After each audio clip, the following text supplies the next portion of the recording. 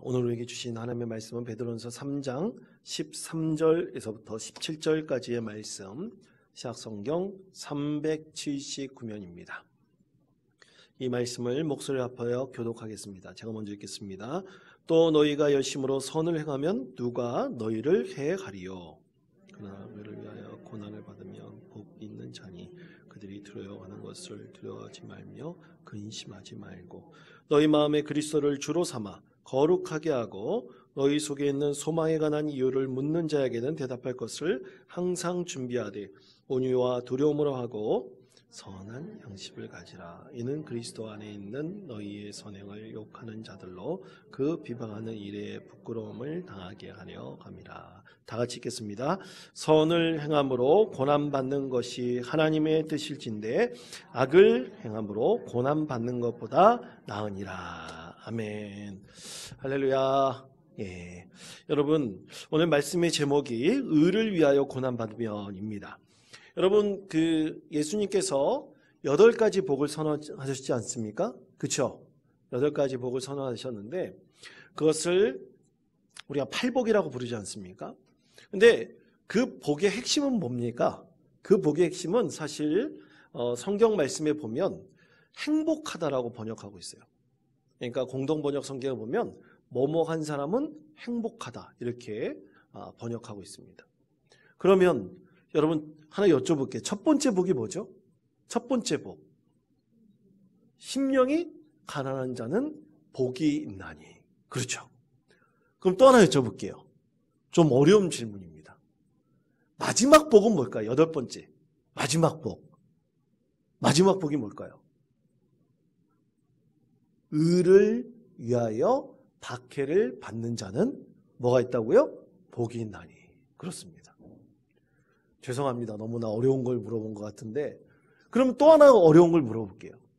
그러면 이 첫 번째 복하고 8번째 복을 받는 사람이 복이 있나니 그러면서 예수님께서 그 사람이 어떻게 될 것이다.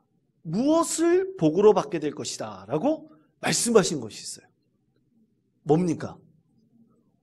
그거는 아시네요. 예, 뭐라고요? 천국이 너희의 것입니다. 그러니까 첫 번째 복하고 8번째 복이 다 복을 받는데 무슨 복을 받는다고요? 천국이 그들의 것입니다. 우리 하나님께서 그렇게 말씀을 하셨습니다. 여러분, 심령에 가난한 자는 복이 있나니 천국이 그의 것이 될 것이라고 믿습니다. 여러분, 의를 위하여 박해받는 사람이 있다면 그도 천국의 복을 받게 될 것이라고 믿습니다. 아멘. 예. 그럼 여러분, 심령에 가난한 자는 뭡니까? 심령에 가난한 자. 여러분, 심령에 가난한 것은요,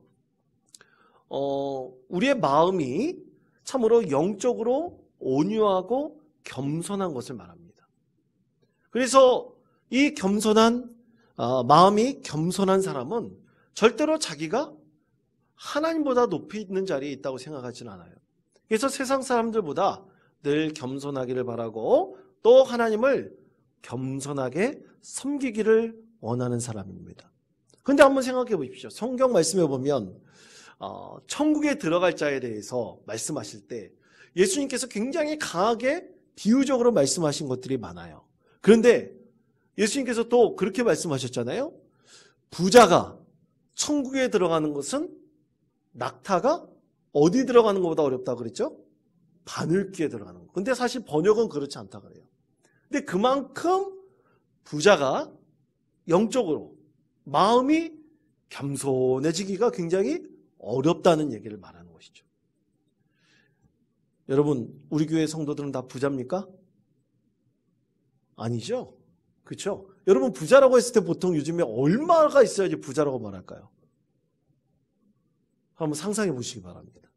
대체 얼마가 있어야지 요즘 사람들은 부자라 그럽니까? 예? 한 100억 있어야 됩니까? 한 10억만 있어도 부자일까요? 요즘에는 10억 있다고 부자라고 말하지는 않더라고요. 예? 뭐 억도 엄청나게 많이 써야지. 뭐 100억 부자 가지고 부자라고 얘기하지도 않는 것 같아요. 요즘 뭐 청문회 자리에 보면 이 부자들이 너무나 많은 것 같아요. 정치인 중에서도 부자가 너무나 많은 것 같습니다. 여하튼 이 부자라고 하는 것은 성경에서는 항상 겸손하지 못한 사람들로 대표적으로 말을 하는데, 근데 무슨 부자라고 다 겸손하지 못할까요? 그렇지 않아요. 굉장히 자기 자신을 늘 인치면서 겸손한 사람도 있습니다. 그렇지만 상당히 많은 사람들이 그렇지 못한다는 것이죠. 그러면 하나 또 여쭤보겠습니다. 마음이 가난한 사람은 천국이 그의 것이라 그랬는데, 여러분, 의를 위하여 박해받는 사람도 천국이 자기 것이라 그랬잖아요. 하나님께서 그에게 천국의 복을 주셨다 그랬잖아요.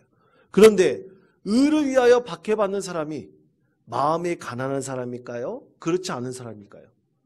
당연히 마음이 가난한 사람일 것입니다. 의를 위하여 박해받는 사람이 마음이 가난하지 않으면요, 다른 사람에 대해서 사랑하는 마음과, 그리고 타인의 마음을 공감하는 마음과, 또 예수님의 그 사랑의 마음과 섬김의 마음을 갖기에 굉장히 어려울 거예요. 그렇기 때문에 첫 번째 복과 마지막 복, 8번째 복이 동일하게 받는, 사실은 의를 위하여 박해를 받는 사람도 진정으로 하나님의 뜻을 이루는 천국에 들어갈 사람일 것이다 라고 말씀하고 있습니다. 여러분, 알버트 슈바이처 박사라는 분은 여러분 잘 아시죠? 그렇죠? 이름은 한번 들어보셨을 거 아닙니까? 제가 어렸을 때 아버지가 알버트 슈바이처 박사에 대한 전기를 사주셨어요. 근데 전기가 제가 그때 생각해 봤을 때 두 종류가 있어요. 두 종류. 하나는 동화책으로 돼가지고 얇은 게 있었고, 하나는 되게 소설책처럼 생긴 두꺼운 책이 있었어요. 그러면 여러분 제가 어떤 책을 읽었을 것 같습니까? 예? 자기 마음대로 그렇게 생각을 하십니까? 사실 얇은 책을 읽었죠. 얇은 책. 그 동화책으로 재밌게 나오는 사람 얼굴 그림 다 있는 그걸 읽었는데, 근데 거기 보니까 알버트 슈바이처 박사가 아주 유명한 의사라는 사실을 아주 명확하게 얘기하고 있더라고요. 근데 그 안에 그가 목사요, 신학자 이런 것에 대해서는 얘기를 하지 않더라고요. 그러니까 여러분 책을 읽을 때 얇은 동화책 읽지 마시고 두꺼운 소설책으로 된 것을 가능하면 읽으시기 바랍니다. 거기다 자세하게 나와 있는 거예요. 나중에 이제 점점 자라나면서 알버트 슈바이처 박사가 의사였으며 목사였고 신학자였다는 것을 알게 되었습니다.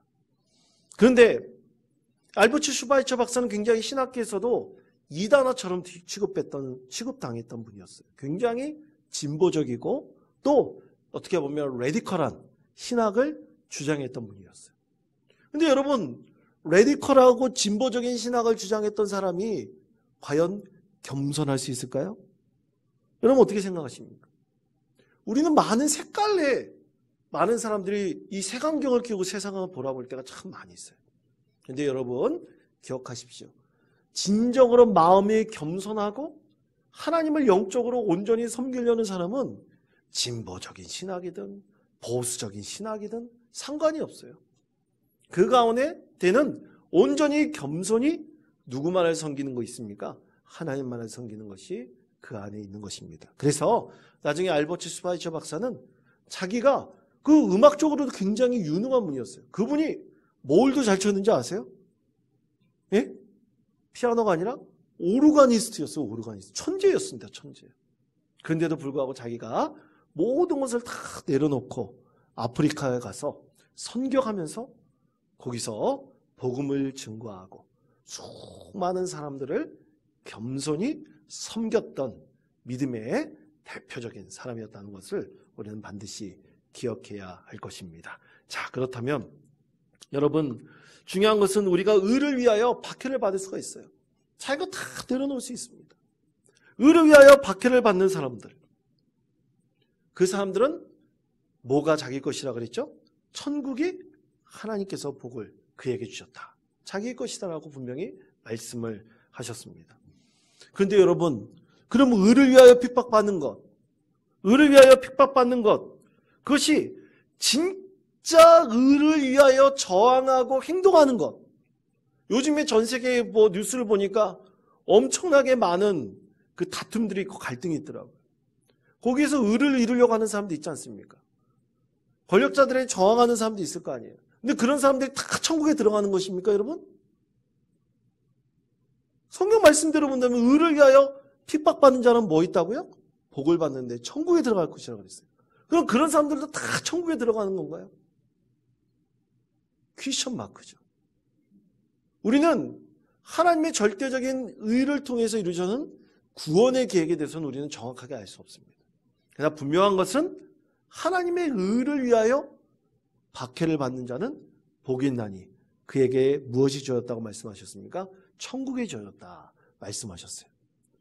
그런데 아이들 생각에는 자신이 항상 의를 위하여 핍박받는 것처럼 생각을 해요. 예를 들어서 어떤 아버지가 자기 아들을 꾸중했다고 생각해 보세요.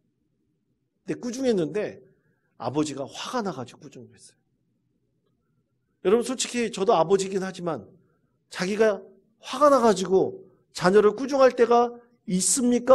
아니 있었습니까? 없었습니까? 있었죠, 그렇죠? 자기 감정에 얽매여가지고 그런 적이 있었죠. 예. 그런데 그때 아이가 막 아빠한테 반항하고 저항한 게 하나님의 의를 이루는 겁니까? 의를 이루지 않는 겁니까? 그거 하나님의 의를 이루는 거라고 말할 수 있을까요? 없을까요? 아니 어떻게 그런 걸 하나님의 의를 이룬다고 말할 수 있겠습니까? 아버지가 감정에 의해서 어머니가 감정에 의해서 아들을 딸을 꾸중할 수는 있겠죠. 근데 그 사랑이 어디 가겠습니까? 근데 그것을 가지고 하나님의 의를 이루는 것을 다 말할 수는 없는 거예요. 오직 우리는 하나님의 나라와 하나님의 통치가 일어나는 가운데 온전한 하나님의 의를 이루는 것이 그에게는 진정한 천국이 보장되어져 있다. 우리는 그렇게 이해할 수 있을 것입니다. 그렇다면 오늘 우리 가운데서 말씀하시는 하나님의 의를 이룰 때 우리는 반드시 박해를 받고 고난받을 수가 있습니다. 그때 우리는 어떤 마음으로 이 고난을 이겨내야 될까요? 오늘 하나님께서는 세 가지를 우리에게 말씀하십니다. 첫 번째, 두려워하지 말아야 합니다. 저를 따르시기 바랍니다. 두려워하지 말아야 합니다. 두려워하지 말아야 합니다. 아멘. 자, 베드로서 3장 14절 말씀 다 같이 한 목소리 읽겠습니다. 그러나 의를 위하여 고난을 받으면 복이 있나니 두려워하지 말며 근심하지 말며. 아멘. 자, 첫 번째 주신 은혜는 우리가 고난을 받을 때 하나님의 의를 위하여 핍박을 받을 때 뭐 하지 말라고요? 두려워하지 말아라. 근데 여러분 두려울까요? 안 두려울까요? 두려울 수 있잖아요. 두려울 수 있을 것입니다. 여러분 그 로뎀교회 권호원 목사님이라는 분이 계세요. 이 목사님이 어떤 프로그램에 나와서 의를 위하여 핍박을 받을 때 어떻게 즐거워하고 어떻게 기뻐할 수 있을까요? 라는 질문을 받았어요. 의를 위하여 그리스도인이 핍박을 받을 때 어떻게 즐거워하고 어떻게 고난받는 상황에서 기뻐할 수 있을까? 이런 질문을 받았을 때 이 목사님이 한 가지 예를 들었어요. 여러분 저도 어렸을 때 고등학교 다닐 때 가장 싫었던 것이 있었는데 그 중에 하나가 뭐였었냐면 야간 자율학습이었습니다. 여러분 야간 자율학습 해보셨습니까? 해보셨죠? 그리고 모르겠어요. 저보다 연배가 있으신 분은 모르겠는데 저 때는 주일날도 공부를 시켰어요. 주일날도. 그래서 공부 잘하는 애들만 골라내가지고 주일날 학교에 나오라 그래서 공부를 시켰어요. 그게 얼마나 싫었는지 모릅니다. 주일날은 무슨 날이에요? 그렇죠. 여기서도 마음이 바뀌네요. 이쪽에서는 교회 가시는 날이라는 분이 있고 이쪽에서는 쉬시는 날이라는 분들이 있는데 주일날은 무슨 날이에요? 어디 가는 날이라고요? 교회 가는 날입니다. 그렇습니다. 교회 가는 날인데 이 목사님도 교회를 가야 되는데 특히 여름방학 때, 겨울방학 때 공부하러 학교에 나오라 그러는 거예요. 그런데 여름이나 겨울에 수련회를 가야 되잖아요. 그래서 이 목사님이 저는 선생님 수련회 가야 됩니다. 그랬어요. 그랬더니만 선생님이 뭐라 그랬냐면 수련회 가려면 10대만 맞고 가라 그랬대요.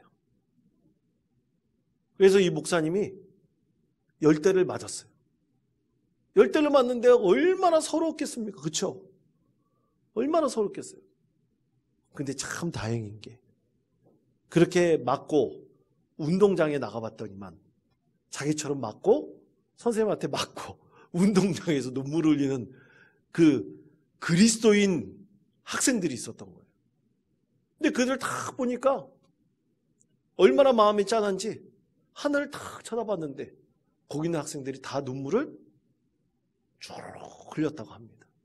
근데 그 얘기를 하는 거예요. 여러분, 어렸을 때 뭐 이런 기억들 굉장히 상처가 있지 않겠습니까? 선생님한테 교회 간다고 이게 맞는다는 게 말이 됩니까? 그런데 여러분, 우리는 신앙생활 할 때 항상 우리는 크고 작은 도전들을 받게 돼요. 어렸을 때 이 목사님이 받은 기억이 굉장히 작은 도전이라고 말할 수가 있어요. 그런데 성인이 되잖아요. 우리 인생의 중요한 문제를 갔을 때 우리가 믿음의 본질을 지키려고 그런다면요, 분명히 큰 도전을 받을 때가 분명히 있다는 것입니다. 우리가 반드시 신앙의 본질을 지키고 신앙을 온전히 지켜나가려면 반드시 믿음의 도전을 받습니다. 아멘? 그럼 그 믿음의 도전을 받을 때 그 믿음의 도전에서 승리해야 되지 않겠습니까? 근데 문제는 자기 자신한테 있어요. 자신이요, 믿음의 도전 같지 않은데? 이건 별거 아닌데? 생각해버리면 믿음의 도전이 아닐 수가 있어요. 여러분, 우리가 신앙을 지켜나갈 때 있어서 반드시 우리가 주님 앞에 예배를 드려야 된다 그럴 때 예배 드리는 것이 내 신앙의 본질에 가장 중요한 것이라면 반드시 그것은 우리에게 큰 도전이 될 수가 있습니다. 그런데 주일날 맨날 밥 먹듯이 빠져요. 예배 안 드려요. 그런 사람에게 과연 예배를 드리라, 예배를 지키라는 것이 신앙의 온전한 도전이 될 수 있겠습니까? 그럴 수 없는 거죠. 그런 거 빠져도 돼. 별로 중요하지 않아. 신앙의 본질하고 아무 상관이 없어. 그런 얘기는 어떤 도전이 될 수도 없는 것이죠. 사실 우리가 신앙의 본질을 지켜나갈 때 있어서 각자에게 정해진 신앙의 도전이라는 것은 분명히 차이가 있을 수 있습니다.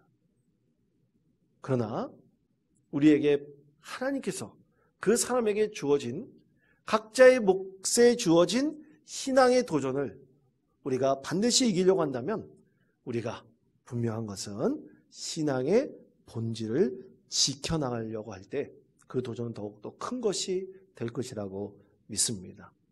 그런데 여러분, 우리가 이 신앙생활 할 때 작은 도전들을 굉장히 많이 받아요.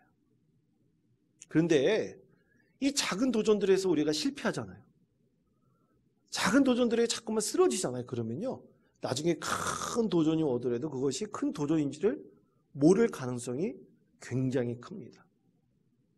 그래서 여러분, 우리 신앙에 있어서 아주 작은 도전들이 있다면 신앙의 본질을 온전히 지켜나가는 길을 간절히 원하면서 이 작은 도전들에 대해서 반드시 이겨나가서 많은 신앙의 도전들에 승리할 수 있는 기업들을 여러분 심령 가운데 세워놓으시는 저와 여러분 되시기를 바랍니다.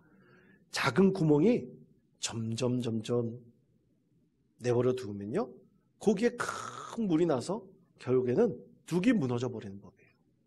그래서 우리가 작은 도전들을 잘 이겨나갈 때 우리는 그 유혹에서 승리하면서 우리 하나님께서 주시는 신앙의 본질을 온전히 지켜나갈 수 있는 것입니다.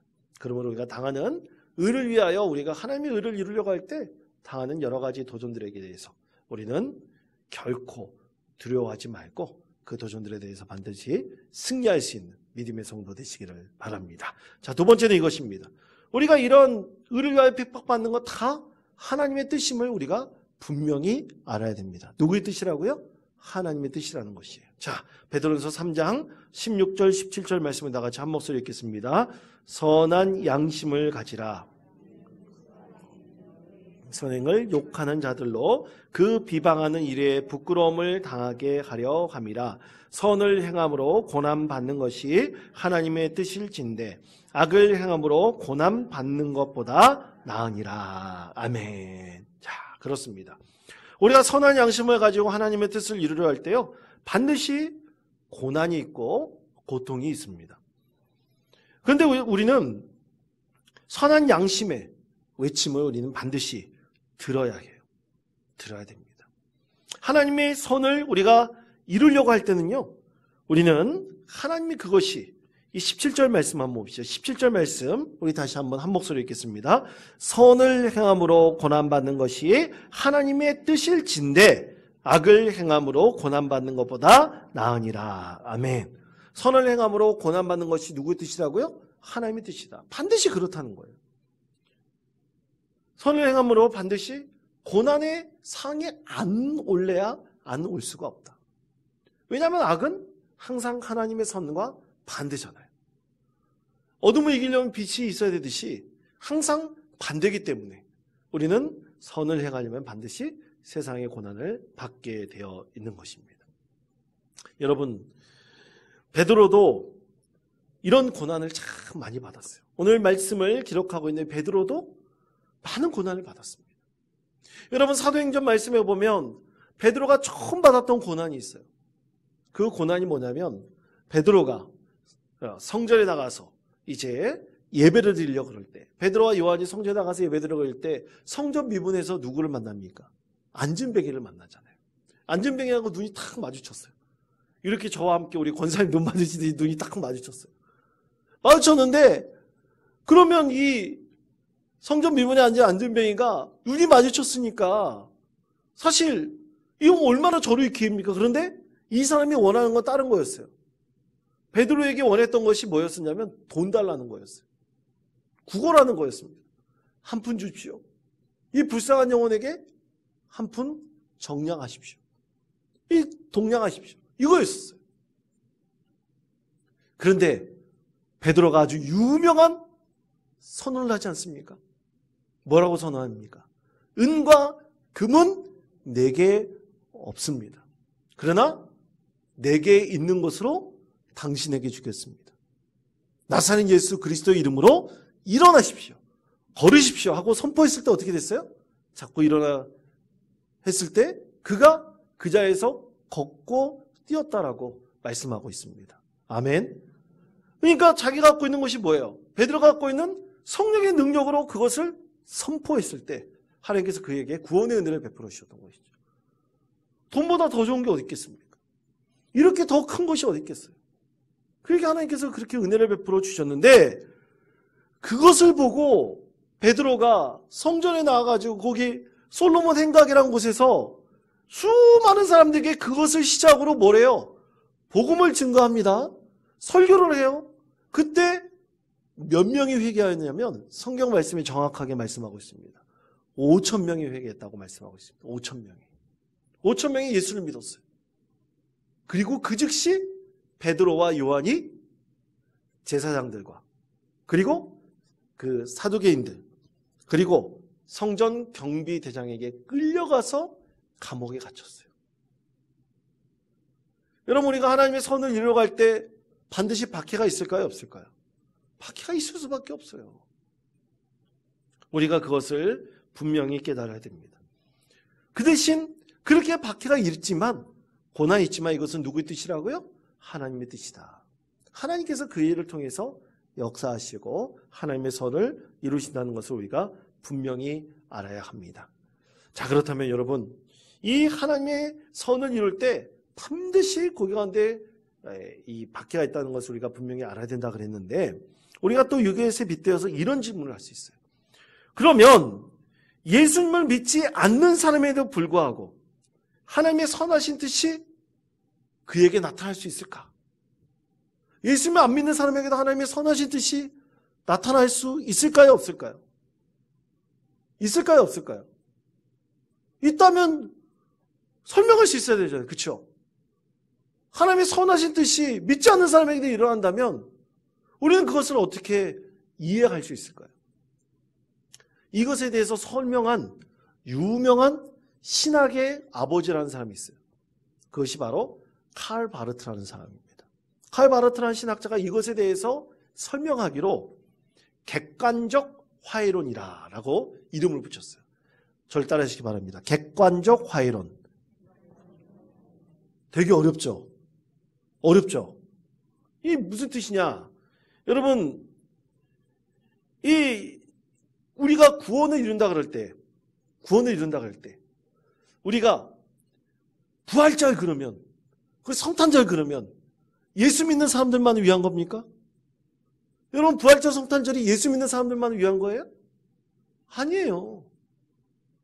이 세상 많은 사람들이 예수님의 부활에 대해서 축복할 수 있고 예수님의 부활에 대해서 관심을 가질 수가 있어요. 예수님께서 이 세상의 구원을 위해 태어나셨잖아요. 그런데 이 태어나신 것은 전 세계 많은 사람들에게 진정한 평화를 이루기 위해서, 하나님의 사랑을 이루기 위해서 성탄절이 있는 거예요. 그런 의미에서 본다면 참으로 예수님은 지금 알지 못하는 사람이지만 예수님에 대한 소망을 조금이라도 들었던 사람이라면 그에게도 온전하신 하나님의 뜻이 그 가운데도 분명히 나타날 수 있다라는 것을 우리가 객관적 화해론이다. 하나님과 그도 화해할 수 있다. 이런 뜻으로 우리가 이해할 수 있는 거죠. 보편적인 사람들에게 우리 구원의 은혜가 분명히 평화 가운데서도 사랑 가운데서도 임할 수 있다는 것을 분명하게 말씀하고 있는 것입니다. 그러므로 사랑하는 성도 여러분, 우리가 하나님의 선하신 뜻이 우리가 꼭 그것을 이루려고 할 때는요, 우리가 반드시 박해받는다는 것, 그것이 하나님의 뜻이라는 것을 분명히 알아야 됩니다. 마지막 세 번째는 그런 사람에게 반드시 뭐가 있습니까? 하늘의 복이 있음을 알아야 됩니다. 아멘. 반드시 하늘의 복이 있다. 자, 그러면 하늘의 복은 뭡니까? 우리가 의를 위하여 핍박받으면 뭐가 약속됐다 그랬어요? 천국이 저희 것이며 그랬어요. 그러니까 천국에 하나님이 주신 뭐가 있다고요? 큰 상급이 있다는 거예요.